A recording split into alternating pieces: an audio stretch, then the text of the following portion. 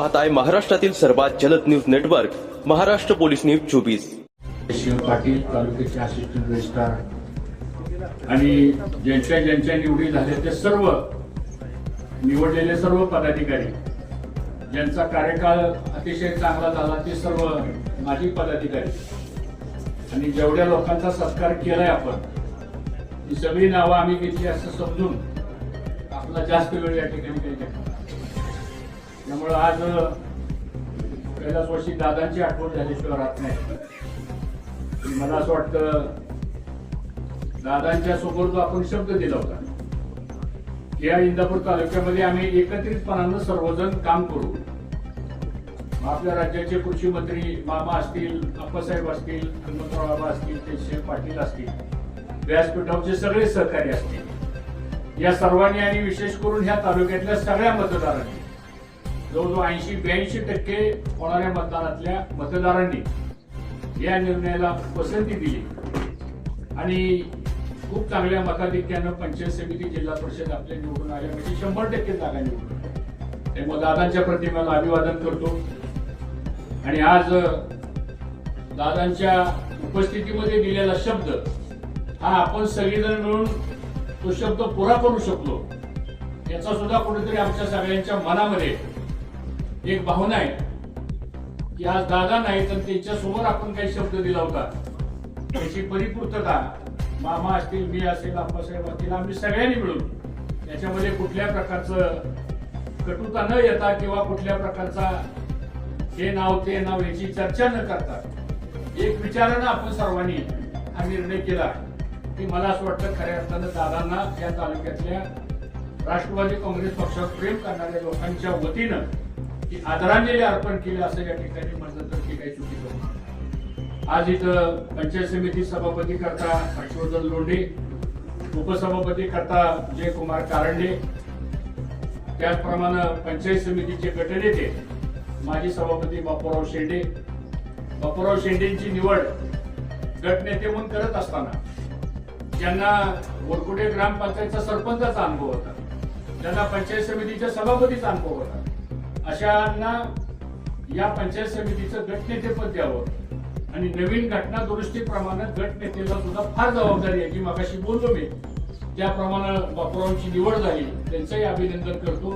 जिल्हा परिषद करता ढोले सर यांनी पण 5 वर्ष जिल्हा परिषद सदस्य म्हणून काम केलं, ग्रामपंचायतचं सरपंच म्हणून याच्या मिसेस काम करतायत आणि स्थानिक स्वराज्य संस्थेच्या निवडणुकीचा अनुभव त्यांना आहे कामाचा, म्हणून त्यांची गटनेते म्हणून निवड झाली, त्यांचंही अभिनंदन या ठिकाणी करतो। मार्केट कमिटीच्या सभापती पदासाठी आमचे संदीप पाटील याची निवड झाली आणि उपसभापती करता ज्यांचा आताच सत्कार झाला त्या रुपालीताई संतोष बाबळे यांचं पण आम्ही सर्वजण या ठिकाणी अभिनंदन करतो। माजी सभापती म्हणून त्यांनी चांगलं काम केलं गेलं वर्षभर ते तुषार जाधव यांचंही अभिनंदन करतो। माजी उपसभापती मनोहर ढोके यांनी पण गेले वर्षभर या दोघांनीही मार्केट कमिटीच्या माध्यमातून शेतकऱ्यांच्या हिताचे निर्णय घेतले, काम चांगलं केलं, त्यांचं अभिनंदन करतो। आणि खरेदी संघाच्या चेअरमनपदी अमोल बोलटे, व्हाईस चेअरमनपदी विष्णू देवकाते, नगराध्यक्ष म्हणून इथं भरत शेठ आहेत, उपनगराध्यक्ष ढवळे आहेत आणि इथं सगळेच पदाधिकारी त्या सगळ्यांचं मी या ठिकाणी अभिनंदन करतो। जास्त वेळ आपला घेणार नाही कारण बरेच कार्यक्रमाला जायचंय, पण आज मामा आम्ही सर्वजण एकत्र बसलो आणि या तालुक्याच्या दृष्टीने आता जबाबदारी आपल्या अधिक वाढलेल्या आहेत आता।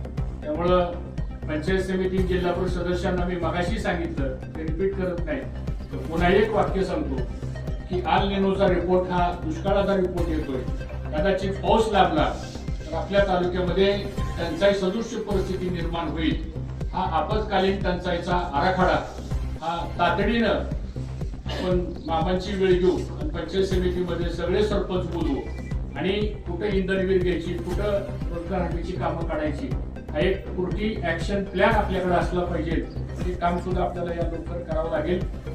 त्याचबरोबर पंचायत समितीची मीटिंग आणि आपला पंचायत समितीमधला रोल हा कायम त्या कार्यालयामध्ये बसून असला पाहिजे, त्याचाही सर्वांनी कसोशीनं प्रयत्न करावा। आमच्या सर्वांच्या मनापासून शुभेच्छा आहेत. आता इथं सगळेच प्रमुख लोक आहेत. यार इथं आलेले आहेत, असिस्टंट रजिस्ट्रार.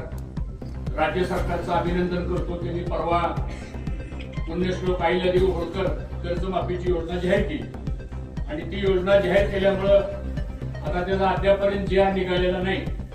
पण प्रवीण कुमार परदेशी त्या समितीचे अध्यक्ष होते.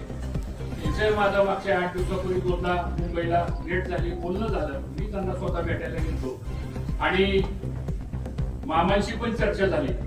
मला असं वाटतं की आता त्याचा 4-8 दिवसामध्ये कदाचित जी आर निघेल आणि तो जी आर आल्यानंतर माझ्या माहितीप्रमाणे 48,050 शेतकरी मला वाटतं आपल्या तालुक्यातले 31 जून 2025 ला पीक कर्जाच्या थकबाकीच्या यादीमध्ये आहे. पीक कर्जाची थकबाकी ही साधारणतः फक्त डीसीसी बँक नाही, राष्ट्रीयकृत बँका सुद्धा त्याच्यामध्ये घेतल्यात असं परवा मुख्यमंत्र्यांचं स्टेटमेंट आलं. आता सभागृहात त्यांनी घोषणा केली, अभिनंदन. पण आता जी आर ज्यावेळेस येईल आपला, मला वाटतं तो जी आर आपल्याला जरा काळजीपूर्वक बघावं लागेल आणि कुठेतरी आपल्यासाहेब आपल्याला हे थोडंसं वरिष्ठ पातळीवर चर्चा करून, कारण जी आर मध्ये जर एका दुसरी काही कोचक आठ जर आली तर मग मात्र आपला आकडा आपलं 48,000 शेतकऱ्यांचा जो आहे सकृतदर्शनी मला असं दिसतंय की 240 कोटीच्या आसपास आपल्याकडची रक्कम बसेल असा एक माझा अंदाज आहे. आता त्या जी आर मध्ये आणि काही आपल्याकडं मयत खाती आहे, ती मयत खात्याचा आकडा पण 200-250 आहे. आता त्याचं काय करायचं, त्याची वारसाची कर्जमाफी कशी बसवायची असे काही विषय आहेत. कारण मी राज्याचा 10 वर्ष सरकार मंत्री असताना इथले बारीक बारीक गोष्टी कर्जमाफीच्या मलाही माहिती आहेत. त्यामुळे मला असं वाटतं तो प्रयत्न आपल्याला करावा लागेल. आता दादा असताना दादा या सगळ्या बारीक बारीक गोष्टी बघायची. आता आपल्याला सुद्धा आपली सगळी जबाबदारी आहे. याला जास्तीत जास्त फायदा आपल्या तालुक्यामध्ये शेतकऱ्यांना कसा होईल हा प्रयत्न आपण निश्चितपणाने करू. पुन्हा एकदा या सगळ्या सदस्यांचं अभिनंदन करतो. काम चांगलं करा, जबाबदारी आपल्यावर अधिक आहे. आमचा कोणाचाही तुमच्या कामकाजामध्ये कुठला हस्तक्षेप राहणार नाही. फक्त काम चांगलं करा. काम करताना पारदर्शीपणानं आपलं काम झालं पाहिजे आणि कोणीही माणूस आला आपल्याकडे काम घेऊन त्याचा पक्ष गट तट तो कोणाचा आहे का याचा विचार न करता त्याचं जर योग्य काम असेल तर त्याला ती निश्चितपणानं बनवा आणि त्याची एक मीटिंग आपण घेऊ. मामा आपण सगळे एकत्र बसू आपासाहेब आणि मग पंचायत समितीला तसा पाहिला तर आता निधी काहीच नाहीये. त्यामुळे 15 वित्त आयोगामधला केंद्राच्या किंवा ग्रामीण विकास मंत्र्यांच्या मागे लागून एक 25% निधी अतिरिक्त म्हणून जर आपल्याला पंचायत समितीला देता आला आणि त्या पंचायत समिती सदस्याला सुद्धा 2-5 लाख रुपये तरी त्याच्या गणामध्ये तो सांगेल तिथं खर्च करता येईल असं सुद्धा काही मार्ग हा आपल्याला काढावा लागेल. त्यातून नाही झाला तर CSR फंडातून काही रक्कम आपल्याला पंचायत समितीला काही देता येईल का. आता मी सहज व्हिडिओला विचारलं परवा, म्हणलं आता सभापतीची गाडी आहे, म्हणजे काय परिस्थिती आहे. म्हणजे सभापतीच्या गाडीचं आमचं बजेट 15,000 रुपये डिझेलचं आहे. बरं का, 15,000 रुपये डिझेलचं बजेट कसं व्हायचं. ठीक आहे, जरा बसून ती वर्षाच आहे आधी. आता क्रूड ऑइल इतकं भडकलंय, आखाती देशात लढाई झाली, उद्या 150 रुपये डिझेलचं झालं तर करायचं काय. हे सगळे विषय थोडे बसू आपण. माझं व्यक्तिशः मत असं आहे की निवडून आलेल्या सदस्याचा मान सन्मान त्याचा प्रोटोकॉल, शेवटी तो 25,000 मतातून निवडून आलेला पंचायत समिती सदस्य, 40,000 मतातून निवडून आलेला जिल्हा परिषद सदस्य, त्यामुळे त्याचं पण स्टेटस ते साधारणतः त्या पद्धतीने राहिलं पाहिजे. बाकी तर राज्यातलं बघू, पण आपल्या तालुक्यापुरतं तरी आपण सगळ्यांनी एकत्रित बसून जर व्यवस्थित केलं मला वाटतं काही अडचण येईल असं मला वाटत नाही. पुन्हा एकदा काही इतर अजून विषय आहेत. आप्पासाहेब आपल्या खरेदी संघाची जी जागा आहे एक आपल्याला त्याचा काहीतरी प्लॅन वर्कआउट करून इथं शिंदे साहेब आहे तिथं दिसले मला बसलेल्या, ती पण जागा आपल्या दृष्टीनं म्हणजे उद्या उत्पन्नाच्या दृष्टीने काय मार्ग काढता येतील आपल्याला. शेवटी ह्या सगळ्या संस्था असतील, कारखाने असतील, बँक असेल, खरेदी संघ असेल, मार्केट कमिटी असतील, या सगळ्या शेतकऱ्यांच्या संस्था आहेत. एक विश्वस्त म्हणून आपण काम करतो आणि जेवढं म्हणून काय आपल्याला या परिसरामध्ये शेतकऱ्यांच्या करता येईल हे आता एकत्रित आपल्याला करावं लागेल. ही तालुक्यातल्या लोकांची अपेक्षा आहे. मग बंधाऱ्याचे प्रश्न आहेत, जी आपली चर्चा झाली, काही उजनीचे प्रश्न आहेत, त्याची एक मीटिंग आता पुण्याला घ्यायची ठरलेली आहे. ते का सांगतो मी, आता निवडणुका संपल्या, आता पुढे लोकांच्या अपेक्षा ज्या आहेत ते आपल्याला पूर्ण करावे लागतील आणि त्यासाठी आपण सर्वजण प्रयत्न करू. पुन्हा एकदा मार्केट कमिटीला मनापासून धन्यवाद देतो.